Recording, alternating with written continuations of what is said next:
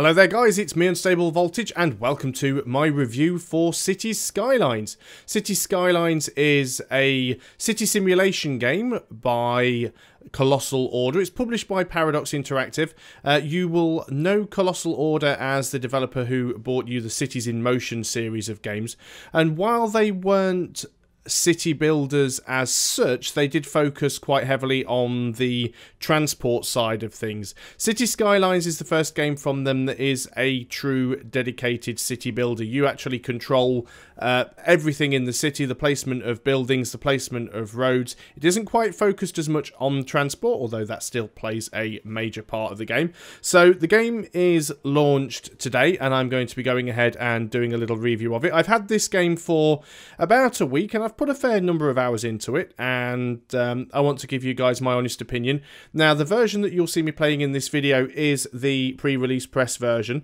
This is literally being recorded just before the game goes live, so it is quite possible that they could still release a patch for the game right up until the actual launch window. Which is the reason I've left it until the last minute. So if I do find that anything that I've said in this video gets significantly changed in a patch on release, I'll annotate it just so that I can correct myself. But I did want to get as many hours into the game as I could, make sure that I gave the developers as much time as possible to patch the game, and they have been over the last week or so. They have been bringing out patches and updates. So before we actually get into the game itself, let's just have a look at a few of the things we've got in the menu here. First of all, we'll take a quick look at the options. A good selection of graphics options. We've got level of detail, texture quality, anti-aliasing we can turn on or off, although we don't really have the choice of what type of AA we use. So if you want to use something specific, you'll have to force that in your graphics card control panel. We've got the option for anisotropic filtering in there as well. A good number of resolutions. It goes all the way up to some really high and wacky resolutions that my monitor can't even support, so kudos to them for that. Audio options, everything has its own separate sliders. Under the gameplay tab, it's quite strange because the gameplay tab is mostly the key bindings, but everything has fully rebindable keys. And then you've just got the miscellaneous settings where you can change the language, turn on and off help messages and things like that. So a good set of options. Bearing in mind that this game is actually put together in the Unity engine, that's actually quite a decent set of graphical options. Also, it has full Steam Workshop integration. You'll notice that a lot of the mods and user-created content just appears up here on the right-hand side. You've got a content manager that you can literally go through, and you can look through all of the various different assets and mods on the Steam Workshop. If you create anything yourself, you can upload it directly to the Steam Workshop from the game. It does have some handy tools built in. There's a map editor. Now, you can't actually adjust any of the terrain within the game itself, so you can't just go and sort of flatten out big pieces of land or make huge lakes or mountain ranges. You have to do that outside of the main game itself in the map editor, and there's some handy features in there. You can make it using paintbrush tools. You can even import and export your maps as a grayscale height map, so you can actually import real-world height maps and use them as a basis for making maps in-game, which is really good because you can build a map and then you can go ahead and share it on the Steam Workshop.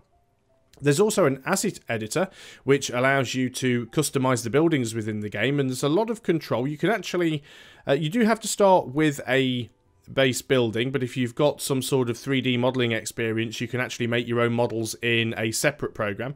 But then you can import them in, or you can use the pre-existing ones in the game. You can alter them around, you can change colors, you can change things like the names, how much they cost, the sort of benefits they give you. So you've got quite a lot of option to tweak and mess around with stuff in there.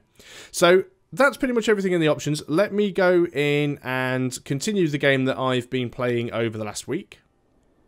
So here we are. This is Cities Skylines, and you probably can't really tell when I'm zoomed quite far out, but one of the first things that you will notice about this game is it's actually quite pretty. We can actually zoom in really close and get a very good level of detail. I mean, again, remember, this game has been put together in the Unity engine, and the quality of the graphics up close is absolutely fantastic. We can see individual cars, we can see individual pedestrians walking around. We can actually click on any of these cars, by the way, and it tells us who owns the car. which if we wanted, we could go and click on him and find out where he is. He's currently in this office here. So we can tell that we have a... this person has parked their car here, and they are currently at home. They're unemployed. But we can click on the Hickory residence, and that's where he lives. So he's actually parked his car close to his house, which is very, very nice. We've got full camera control, of course. We can zoom around, we can rotate, we can pan up and down, we can zoom in and out. So we've got a very, very nice looking city, and I think the actual quality of the graphics in this game are actually really good. If I do have one complaint about any of the aesthetic in this game, it is the interface itself. I do find the interface for this game is maybe a little bit bland. It's certainly functional, it does its job, but it's not, doesn't seem quite as polished as the rest of the environment. When you consider the sort of quality of the graphics of the city itself, and you go ahead and compare that to the quality of the interface, it doesn't seem to quite match up in the way that it should. If we click on any of the services in order to plant service buildings, we have some fairly standard colour coding that gets used in very similar games that allows us to see where all of our service buildings can reach and who has access to what facilities. That is fair enough. One thing that I do find a little bit strange, which is a minor annoyance, but when you're trying to play quickly, it can become a little bit of a pain, is that when you actually go into some of these menus, such as a building menu, in order to close that menu, you then have to go back and re-click on the button. If you hit the escape button, which seems to be working on the build mode, but sometimes it doesn't. If you actually go into the info views, and then we hit the escape mode, instead of it taking us out of the info view, it just takes us to the pause menu. And this is something that I find strange. So if I go into my healthcare button to build a healthcare building, this is where I can plant buildings, and if I hit escape, it'll take me back to the normal screen.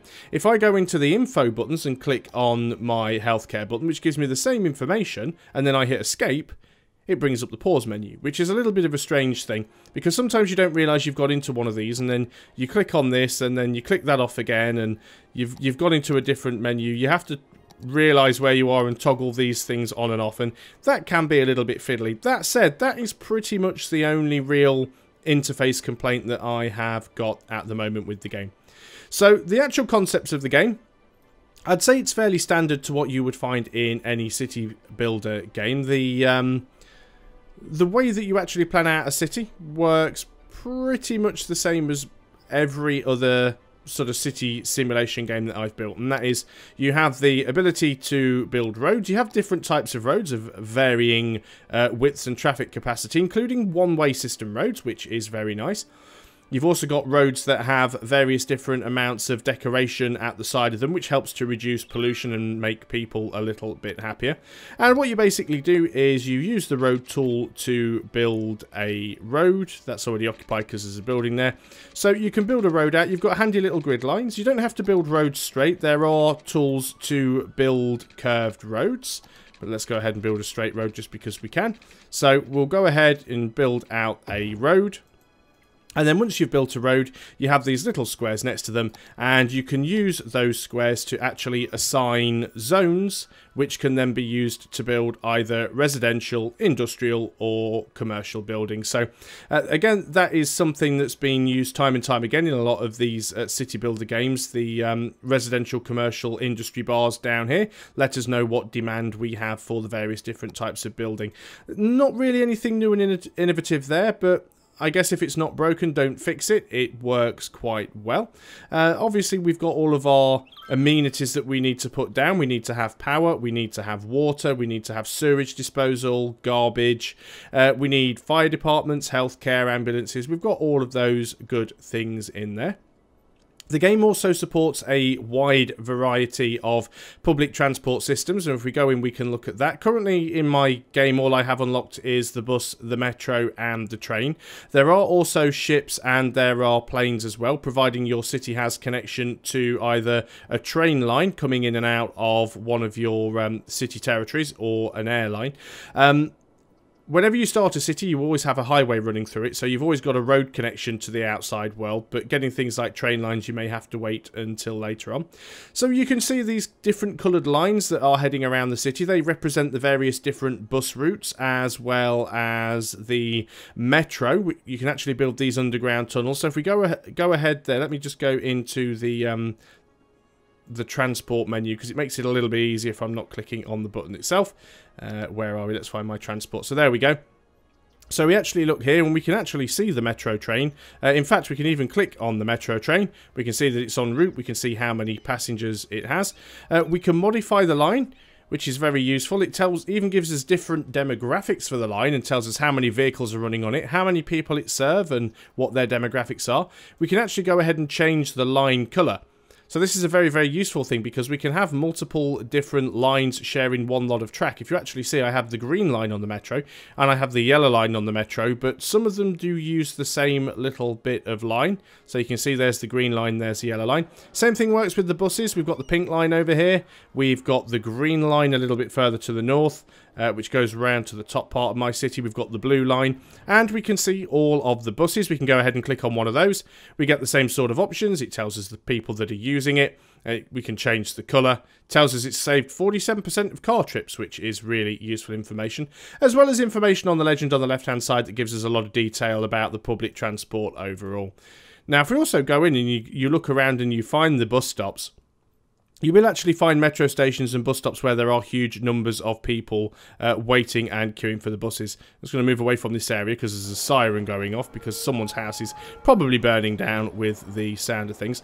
Now, using public transport is still a very important concept in this game, because the roads do get clogged up really, really easily. So that is one of the little complaints that I do have about this game, and maybe a lot of it does come down to my own bad planning with roads. I've never been particularly good at doing that, but I have to say there are certainly some logic issues with traffic where they don't necessarily use the roads to the best of their ability. I've got a really nasty junction up here, which I really need to fix out. But I did want to leave it here for the purpose of this video, just to show you what I mean in some instances. Now, the game does actually model traffic very, very well, including the ability to put in multiple intersections with traffic lights. But as you can see there, two cars almost collided. You do seem to get a lot of cars that tend to use the wrong lane sometimes. We're using a 6-lane road here, and only one lane is for going left. Only 2 lanes are for going right. And as you can see, we've got multiple vehicles here that want to turn right, but they're only using one of the lanes, not using both of them. Hardly anything is going straight on. We've got vehicles that seem to be having a little bit of fight. They do clip through each other sometimes. So it's certainly not a perfect system. You'll also notice that all of our ambulances here are getting completely caught up in the traffic. There's absolutely no way for traffic to be able to, or the emergency service vehicles to push through the traffic, which is how they would do in real life. And have a look what's going on over here. The traffic seems to have got itself in quite a mess, and now it's starting to stack up on itself and clip. Now, that's only a minor annoyance. The clipping isn't really the issue. The clipping is the way that traffic AI is logically handled. I've been trying to sort this junction out for a while now by putting in lots of different ramps both on and off, in the hope that some vehicles will actually try and take different routes and not just go straight through the traffic jams. I am going to change this completely. Like I said, some of it does come down to my bad planning, but there is certainly a little bit of derp that goes on with some of the traffic. So that is one of the issues I have with it. But apart from that, most of the simulations for this game are actually quite good. I love the way that cars don't just go to a house and disappear. If somebody has a car and they live somewhere, they will go and they will park their car outside their house. You can also track cars around. This is a person who is going to the Vermont residence. I can click the button to follow them, and this will actually follow them all the way around. This is Emma Murray. She's a well-educated young adult, and she works at the fashionable fashion shop. She's currently driving home. Now, if we actually wait for her to get home, if we just go and click where her residence is, it's quite a good distance away, but we can go back and find her, so we can actually see how far away she is from home. She's got a good distance to go. But we can also go and click on where she works and go all the way back to her place of residence. And this is one of the excellent things in City Skylines. All of the population is relatively well simulated, and again, for a game made in the Unity engine, I actually find this really, really amazing. And look at the reflections in the glass, by the way, on these buildings. That really is a nice touch. So basically, in this game, you can have a population up to the maximum of 1 million people. Now, that may change later on. I do believe that currently it is a cap just to stop any performance issues, but 1 million people is an awful lot of people, and that police car following us is really annoying. So you can have up to 1 million people, and each of these people has their own details. They have their name, which you can edit, they have where they live, they have where they work, and you can basically follow somebody home every day. You can follow them to work every day, and they will go to the same residence every day, and they will go to the same work every day. That's assuming, of course, you haven't knocked their house down or their place of residence hasn't been destroyed. But the point is, each person actually has a life. As you can see, she has now actually gone home. I'm not sure if we can see the car there, but if we click on there, she does live in one of these buildings. Not too sure which one it was. Now, some of these residences do actually have multiple people living in them, particularly the high-density areas. As you can see, the Kent residence here, for example, actually has 8 households in it and has a total population of about 30 people. So you do get quite a lot of people in some of these houses, but the point that you can actually pick on one person and literally follow their life around, and to be able to model and simulate all of those people is a really, really nice touch, and that is one of the things that I do like. A couple of other things that are really nice features in this game. You do have the ability to set these things called districts, and it's just as simple as using the sort of supplied tool to just go in and paint on where you want a district. If you want it a little bit larger, you can use the larger paint tools. You just paint out where you want a district to be, and it will automatically name that district for you. You can then go in and manually edit the name of that district. And the good thing about assigning districts to various parts of your city is you can set various different things. So you can say, for example, that you want a district to only have a certain type of industry. Like this area, for example, only has the oil industry, which is why there's so many oil wells here. If you go into a residential area, you can do some very interesting things with them. So first of all, we get the demographics split down by individual districts, as opposed to having to look at the entire city. We can also see what the land value is for each individual district. And one of the things that is very nice is we have these policy options. And policies allow you to spend a little money per district to change certain things. So, for example, we could spend an extra little bit of money in this district to reduce their power usage, which would save us a little bit on our power, but would cost us a little bit more money. We could, for example, give out free smoke detectors. That would cost the city money, but it would reduce the risk of fire in that district. We've also got the option to go in and give tax raises or tax reliefs per district level. So I might decide that I want to go in and raise my low density residential up to 15%, but then I may want to go into one of my areas and then give them a tax relief and reduce them down to 13%. And that's really nice that you can do that and zone everywhere up by these districts. That is a feature that I haven't seen before in a city building game, and it is something that I quite like.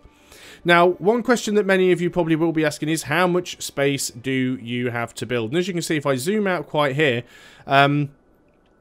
I haven't used most of the space I've got. Now, when the game starts, you have a single 2-kilometre square. If I actually zoom the map in here, and you can see this little dotted line at the bottom, that's another square. If I sort of just bring the camera up to this level, this is the starting area. In fact, I actually started in this square further down, but that is the size of the starting area. It is a 2-kilometre, well, 2 by 2 square kilometres. So you've got 4 square kilometres of space to build in. Now, every time you progress to a population milestone, you get the option to buy another piece of land, another 4 square kilometres. And you can actually buy up to 9 of these squares. If I click on this button, it makes it easier. You can see I currently own 1, 2, 3, for 5 of these squares. And in fact, I haven't even built in 3 of them. Now, the maximum total is 9. So if you think about it, you have each of these is 2 by 2 kilometers, which is 4 square kilometers. And if you can have 9 of them, that gives you a total of 36 square kilometers to build in, which is quite a bit of space.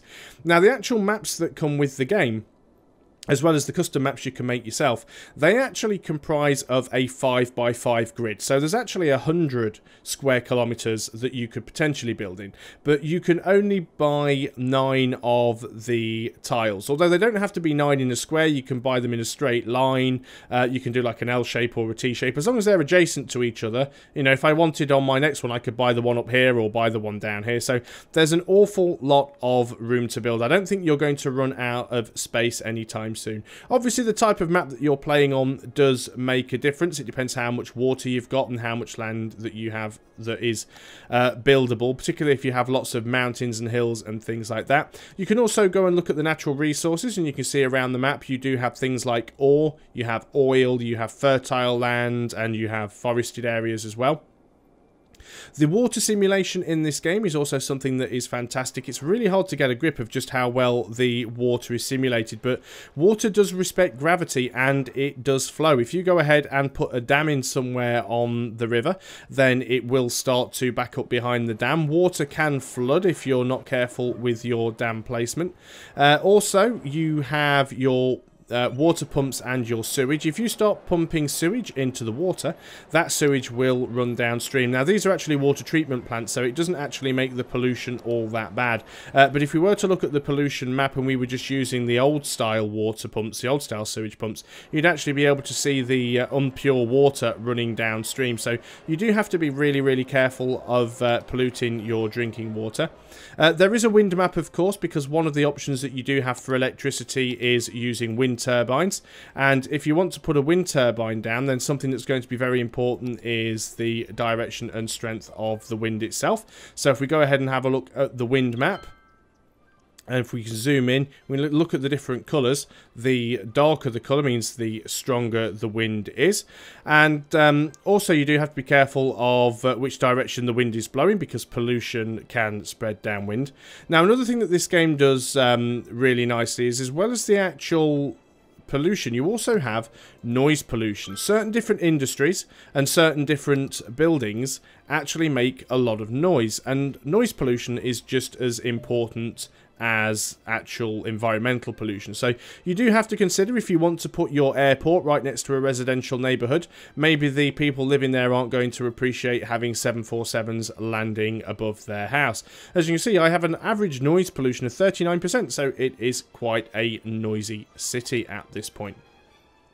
So that covers a lot of the main features of the games. There are also quite a couple of interesting features in there, one of which is the unique buildings feature. Now, every time you reach a certain landmark, you will unlock a new tier of these unique buildings. But in order to build the certain buildings, you also have to get little in-game achievements, like this one, for example. If we wanted to build the Posh Mall, we have to have all tax rates at most 4%. So we'd have to reduce every tax rate for our commercial, industrial and residential, for both high density and low density, down to 4%, and then that would unlock the Posh Mall for us. If we wanted to look at this one, for example, we need to be spending 20,000 credits on weekly education expenditure, and then we'd be able to build the Colossal Order offices. Now, a lot of these buildings mainly just give you tourism if you put them down, and it just increases the happiness in the area and gives people a little bit more, a few more leisure facilities that they can use. But once you've put down certain numbers of these buildings, it does unlock other things. Like, as you can see the text at the bottom of this one, this is the requirement for building the space elevator. This one is a requirement for building the medical centre. This one is a requirement for building the Eden project. This one is a requirement for building the Hadron Collider. Now, if you build enough buildings to build these things, like this one is a requirement for building the fusion power plant. If you can unlock the fusion power plant, then build it, it will give you free and unlimited power. So you do get some nice bonus buildings if you manage to unlock all the achievements, and they are counted in the monuments section, although you do need to get 90,000 population before you can do that. And as you can see, this is another one of those things about clicking on and off these buttons to try and get to the main view. Another thing that's a nice touch in this game is the little chirper up here. If we go ahead and click on this guy, you will have seen him popping up several times during this video.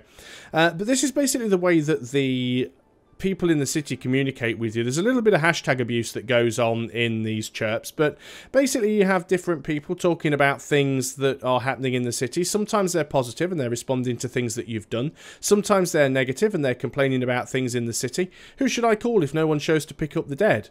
Moving out. So if I click on this person, it should take me over to where they are. Obviously, at some point, there must have been a dead body lying around that my funeral services couldn't get to quite quickly enough, and they were actually considering moving out. And this is a good way for, and it's using this sort of social media type thing. It's a very interesting and dynamic way for the population of your city to communicate with you. One thing that I didn't mention while I was talking about traffic, and you may have noticed it already, as you can see, all of the people spilling in and out of the bus at the bus stop. There we go. That's a lot of people that just came out of there. There's even dogs as well. I've even seen people walking around walking pets. There's one there, for example, who's just got in this car with his dog, which is a really nice touch. But the roads are left-hand drive. This is by option. By default, all of the roads are right-side traffic.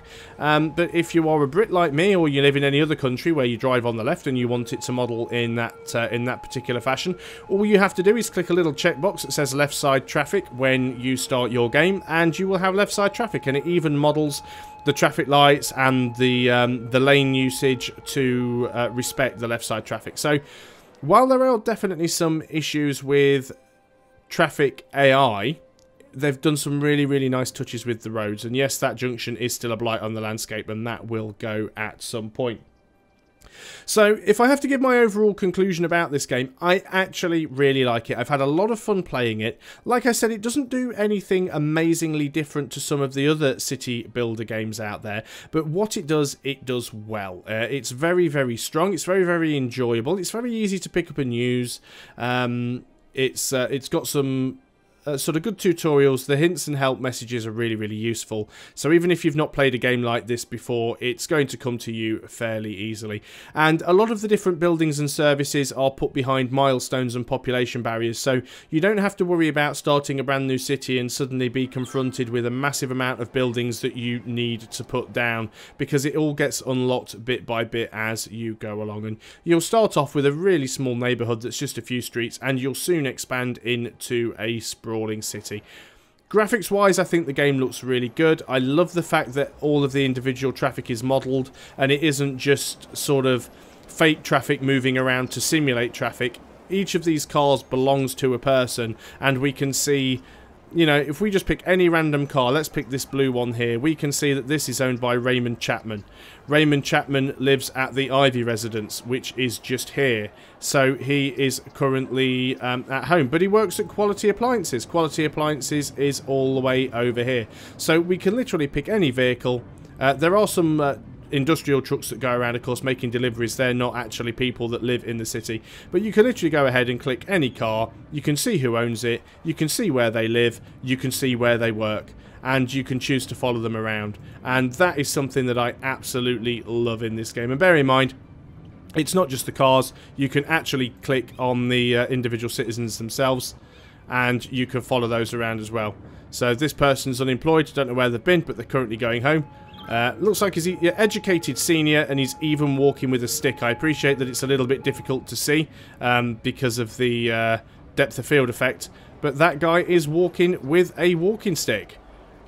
So that is some really, really nice modelling. And when you just think about the technical complexities of having up to 1 billion population and knowing where each of them live and each of them work, that is the big thing that amazes me about this game, and I really like it.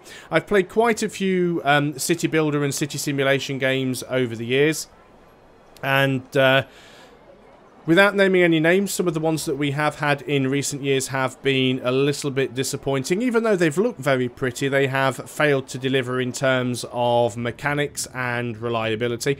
Apart from the traffic issues, I haven't actually discovered any game-breaking bugs in this game at all. And again, bear in mind, what I am playing here is a pre-release version as well. And it has been very stable. I've had no crashes. I've had no instances where buildings and facilities haven't been working the way they should, other than things buildings that have been infected by my own incompetence. Now, it is available on Steam at the moment. There's also a few other outlets as well. I'm not going to talk about price points because prices are subject to change, of course, and it depends on the region that you live in and various different sales that happen all the time, so it's pretty impossible to talk about price. What I will say at the moment is that the current price point for the game actually feels quite cheap. If you compare it to what you'd pay for competitive AAA titles of a similar genre, it's actually a very, very decent price. And Colossal Order have said that they will be supporting the game as time goes on. I expect they'll probably add some DLC to the game at some point, but I wouldn't be surprised if we get continual updates where they add new buildings and new facilities and things like that. And I think this game actually has a lot of potential. If you like city simulator games, if you like building cities and really derpy roads and just being the mayor of your own metropolis, I think that this is a game that you will really like, and I've got no hesitation in recommending this to anyone who likes these city management games. It is a lot of fun. Don't expect to see anything particularly new that you haven't already seen in these city builder games, but if you want one that is straightforward, looks nice and works well at a good price, then I don't think you can go wrong with City Skylines. So thanks a lot for watching this video. I hope it's provided some useful information for anyone who is considering buying the game and is unsure of whether or not it is for them. Bear in mind, I have got a Let's Play of this game running on the channel, so if you want to go and look at that, you can actually see me starting from scratch. This is actually the city from my Let's Play, so you'll actually see me building this city up, starting off with just this small residential area here in the middle, and eventually working out to what you can see here, and I'll probably be carrying on with that series as well. So if you want to go and have a look at the actual gameplay in a little more detail, then by all means please go and check that out. But this is Cities Skylines, ladies and gentlemen, by Colossal Order and published by Paradox Interactive. I've been Unstable Voltage, and I'll see you next time. Until then, goodbye for now.